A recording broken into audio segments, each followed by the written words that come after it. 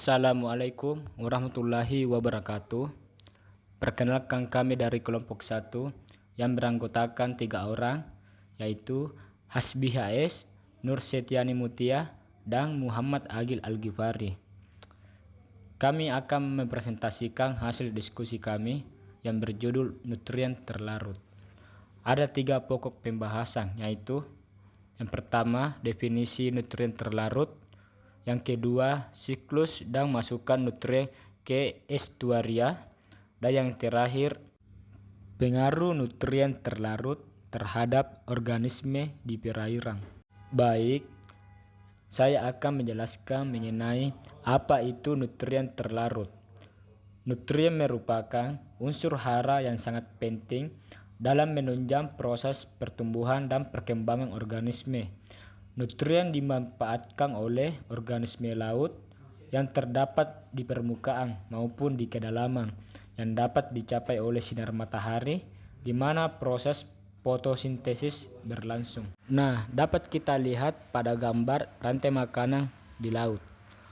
Yang pertama terdapat fitoplankton. Fitoplankton yaitu plankton tumbuhan yang berperan sebagai produsen primer. Fitoplankton ini akan dimakan oleh zooplankton. Zooplankton yaitu plankton hewan yang berperan sebagai konsumen pertama. Kemudian zooplankton ini akan dimakan oleh ikan-ikan yang kecil.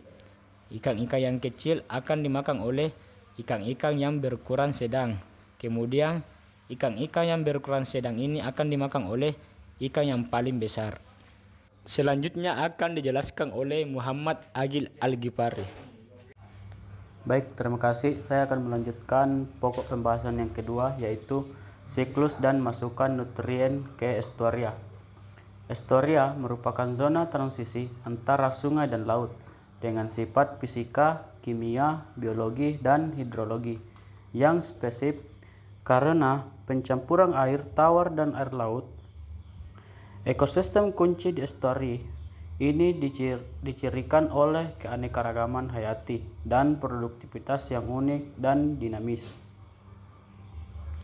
Estuari juga merupakan tempat dari banyak kegiatan ekonomi atau industri pelabuhan yang berada di dalam kondisi tekanan antropogenik yang tinggi.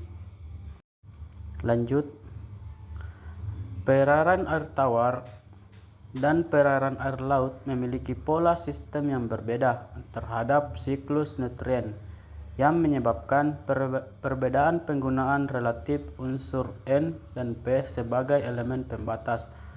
Fosfor umumnya dianggap sebagai elemen pembatas utama dalam perairan air tawar, sedangkan nitrogen dianggap sebagai elemen pembatas dalam sistem air laut.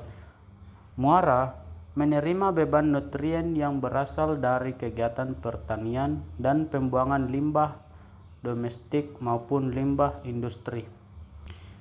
Masukan nutrien dari daratan tersebut baik secara langsung maupun tidak langsung memiliki korelasi yang sangat kuat terhadap kehidupan biota perairan, terutama klorofil A.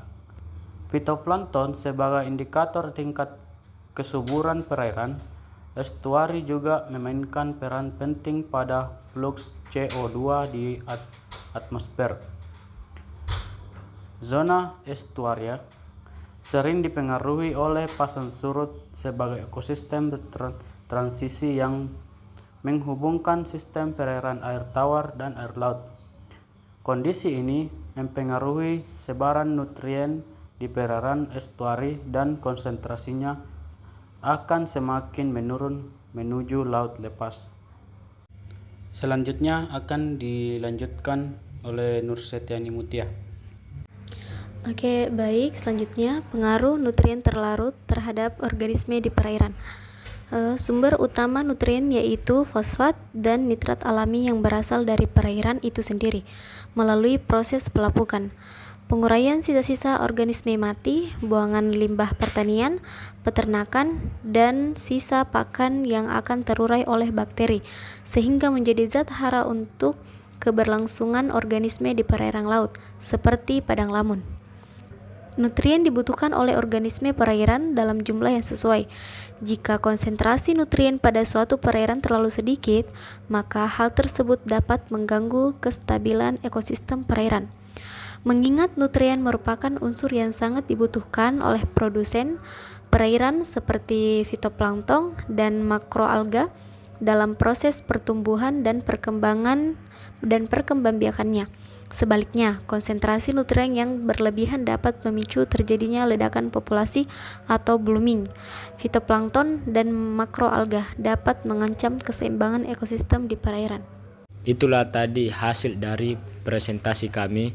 Jadi kesimpulannya yaitu nutrien merupakan unsur hara yang sangat penting dalam menunjang proses pertumbuhan dan perkembangan organisme laut. Bila konsentrasi nutrien yang berlebihan dapat memicu terjadinya ledakan populasi atau blooming.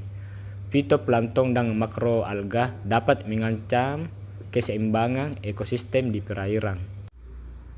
Nah, sekian dari kami, kelompok 1. Pamit undur diri. Wassalamualaikum warahmatullahi wabarakatuh.